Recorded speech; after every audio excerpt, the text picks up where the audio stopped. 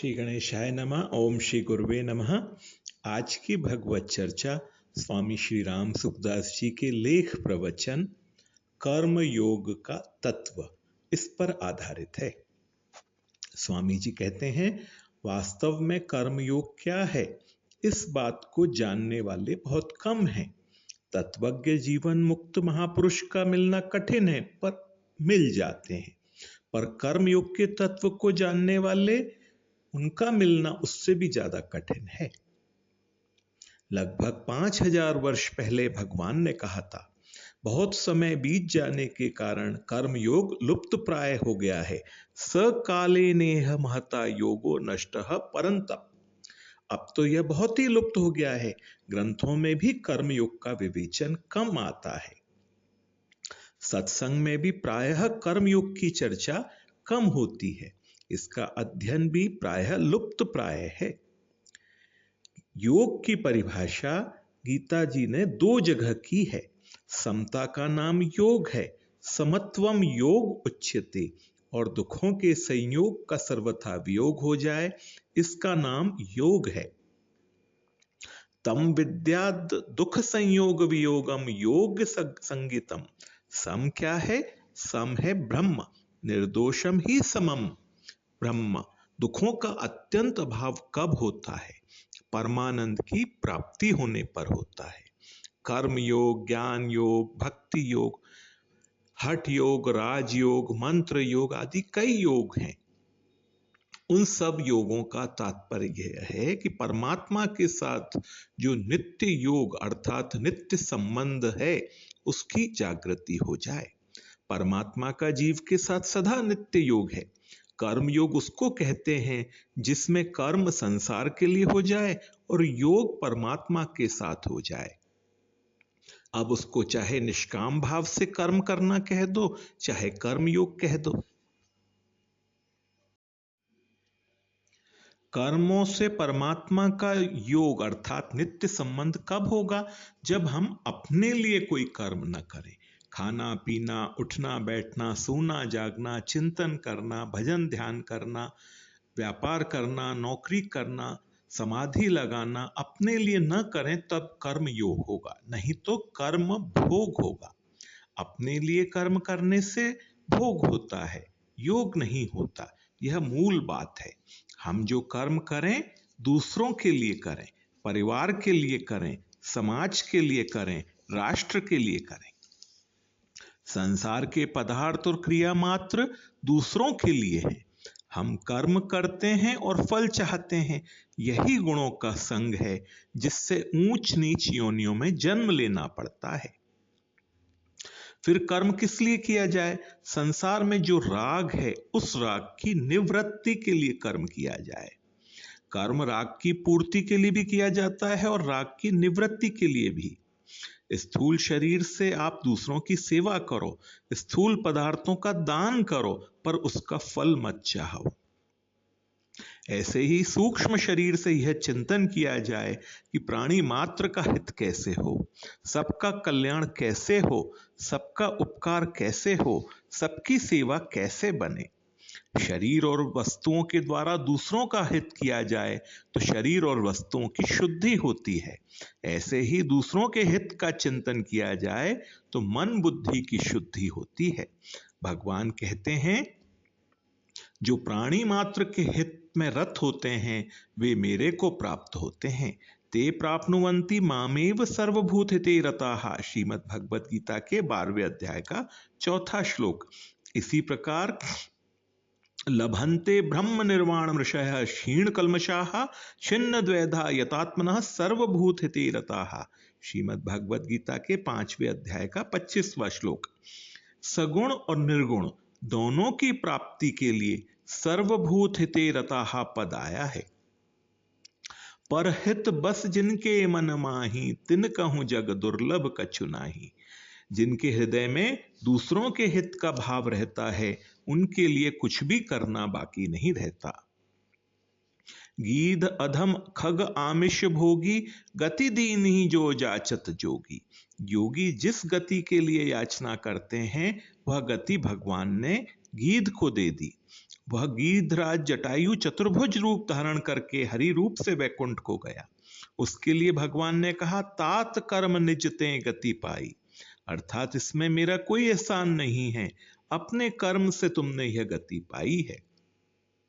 कौन सा कर्म? सीता जी की रक्षा के लिए रावण से युद्ध किया, अपने प्राणों का बलिदान दिया। सीता जी जब अपनी रक्षा के लिए पुकारने लगी तब उन्होंने देखा, ओहो, ये तो रघुकुल तिलक श्री राम की स्त्री हैं और दुष्ट लिए जा रहा है। तो गीधराज जोर से बोले, बेटी तू चिंता मत कर, मैं अभी आया। जगत जननी सीता जी को वह बेटी कहकर पुकारते हैं, इसका कारण यह था कि वह दशरथ जी के मित्र थे।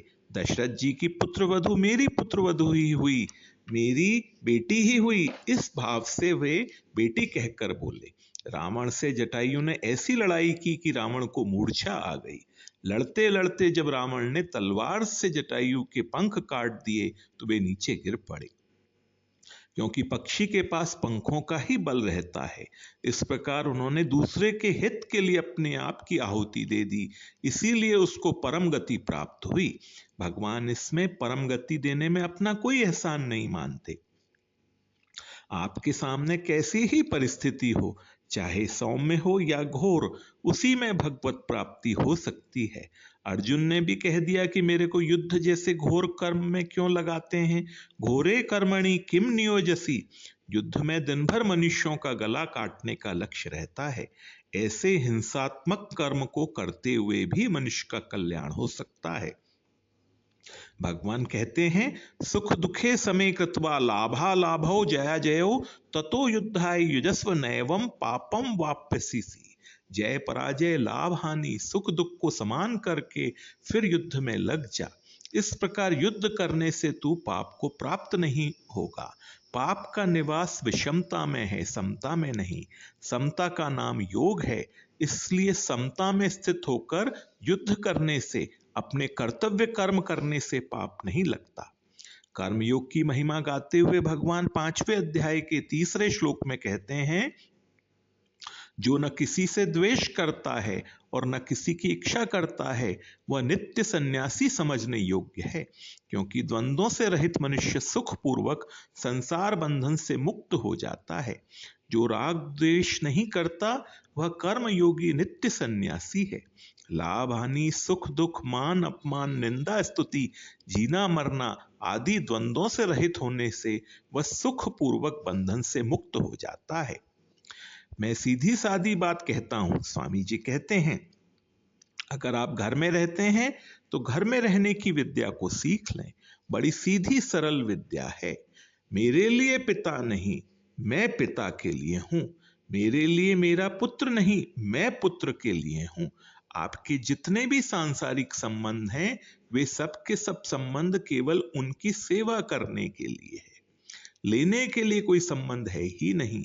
लेने का खाता ही उठा दें तो क्या है, वो जो सब जगह जो हैं, सब समय में हैं, सबके हैं, सब में हैं, उन परमात्मा की प्राप्ति हो जाएगी। दूसरों का हित कितना करें? अपनी शक्ति के अनुसार। दूसरे के हित के लिए जितना कर सकते हो कर दो, बस आपका काम एकदम पूरा हो गया। जो नहीं कर सकते उसकी कोई आशा भी नहीं रख सकता। आप मेरे से सत्संग सुनने की आशा रखते हैं। स्वामी जी कहते हैं, पर मेरे को जानने वाले क्या मेरे से ऐसी आशा रखते हैं कि स्वामी जी हमें 10,000 रुपए दे दें? जो चीज मेरे पास नहीं है उस चीज की आशा आप नहीं रखते। ऐसे ही जो चीज आपके पास नहीं है उसकी आशा भगवान रखेंगे क्या? आप जितना कर सकते हैं उतना करने में कमी ना रखें। आपके पास 4 चीजें हैं, समय, समझ, सामग्री और सामर्थ्य। आपके पास ये चारों चीजें जितनी हैं उतनी की उतनी दूसरों के हित में लगा दो तो कल्याण हो जाएगा। यथा योग्य, जो परिवार में जितना नजदीक है उसके लिए आपका उतना कर्तव्य अधिक बनता है। आगे स्वामी जी कहते हैं, जो असंगता ज्ञान योगी को विचार करने से प्राप्त होती है, वही असंगता कर्म योगी को दूसरों के लिए कर्म करने से प्राप्त हो जाती है। इन 2 श्लोकों को खूब ध्यान देकर पढ़ो और याद कर लो। सांख्य योगो पृथक बालाः प्रवदन्ति न पंडिताः एकम प्यासितः सम्यगुभयोर्विन्दते फलम यत् सांख्ये प्राप्ते स्थानम तद्योगैरपि गम्यते एकम सांख्यम च योगम च यः पश्यति स पश्यति। श्रीमद् भगवत गीता के 5वें अध्याय के 4 और 5वें 2 श्लोक हैं। बेसमझ लोग ही सांख्य योग अर्थात ज्ञान योग और कर्म योग को अलग अलग बताते हैं, न कि पंडित जन। कारण कि इन दोनों में से एक साधन में भी अच्छी तरह से स्थित मनुष्य दोनों के फल रूप परमात्मा को प्राप्त कर लेता है। ज्ञान योगी जिस तत्व को प्राप्त करते हैं, कर्म योगी भी उसी तत्व को प्राप्त करते हैं। अतः जो मनुष्य ज्ञान योग और कर्म योग को फल रूप में एक देखता है, वही ठीक देखता है। स्वामी जी आगे कहते हैं, कर्म योग, ज्ञान योग, भक्ति योग तीनों ही साधन स्वतंत्रता से मुक्ति करते हैं। गीता जी स्पष्ट कह रही हैं, संन्यासस्तु महाभावो दुःखमातुप्त योगतः योग युक्तो मुनिर्ब्रह्म न चिरेणाधिगच्छति। श्रीमद् भगवत गीता के 5वें अध्याय का 6वां श्लोक। महाबाहो, कर्मयोग के बिना ज्ञान योग सिद्ध होना कठिन है। मननशील कर्मयोगी शीघ्र ही ब्रह्म को प्राप्त हो जाता है। इसलिए अपने स्वार्थ का, अभिमान का, आसक्ति का, कामना का त्याग करना है, क्योंकि ये सब हमारा संबंध संसार के साथ जोड़ते हैं। संसार के साथ संबंध हमने जोड़ा हुआ है, परंतु परमात्मा के साथ संबंध स्वतः सिद्ध है, जोड़ा हुआ नहीं है। इसलिए निशंक हो जाओ, निश्चिंत हो जाओ, निर्भय हो जाओ, निशोक हो जाओ। न शंका है, न चिंता है, न भय है, न शोक है। तत्परता से अपने कर्तव्य कर्म का पालन करो। निषिद्ध कर्म करना नहीं और कर्तव्य कर्म को छोड़ना नहीं। तस्माद् सक्तः सततम कार्यम कर्म समाचर असक्तो ह्याचरण कर्म परमाप्नोति पुरुषः कर्मणेभिः संसिद्धिमास्थिता जनकादयः लोक संग्रहमेवापि संपश्य कर्तुर्महर्षि। श्रीमद् भगवत गीता के 3 अध्याय के 19वें और 20वें श्लोक हैं। भगवान कहते हैं, भगवान आज्ञा देते हैं अर्जुन को, तू निरंतर आसक्ति रहित होकर कर्तव्य कर्म का भली भांति आचरण कर, क्योंकि आसक्ति रहित होकर कर्म करता हुआ मनुष्य परमात्मा को प्राप्त हो जाता है। राजा जनक जैसे अनेक महापुरुष भी कर्म के द्वारा ही परम सिद्धि को प्राप्त हुए हैं। इसलिए लोक संग्रह को देखते हुए भी तू निष्काम भाव से कर्म करने के योग है। कर्म योग बहुत सुगम है, सरल है। कामना के कारण पहले कठिनता मालूम देगी, पर कामना छूटने पर कर्मयोग सुगम हो जाएगा। गीता ने बहुत ही अलौकिक बात बताई है। आप जहां हैं, जिस वर्ण में हैं, जिस आश्रम में हैं, जैसी परिस्थिति में हैं, केवल उसी का सदुपयोग करना है।